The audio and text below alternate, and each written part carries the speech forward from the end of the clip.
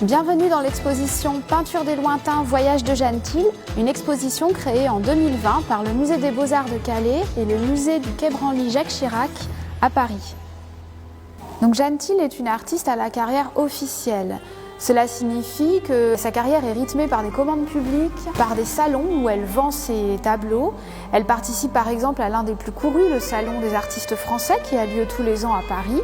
Elle participe évidemment aussi au Salon des artistes de Calais. Elle représente essentiellement la réalité à une époque où d'autres artistes vont dans d'autres directions bien plus abstraites.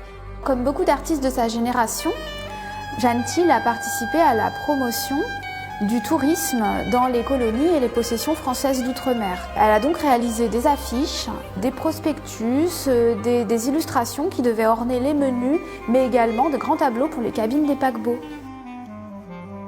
Jeanne Thill, dans les années 1920 et 1930, réalise de grands décors publicitaires pour orner les salons des grandes foires internationales.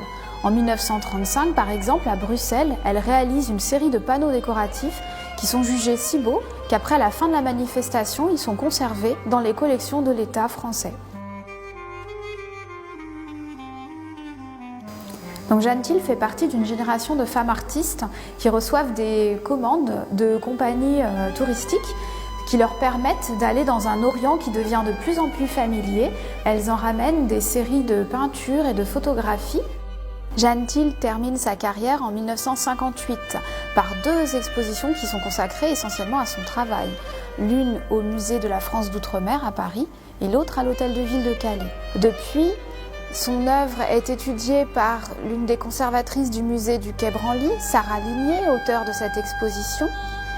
Et son travail est peu à peu rassemblé patiemment par son petit-neveu François Holland.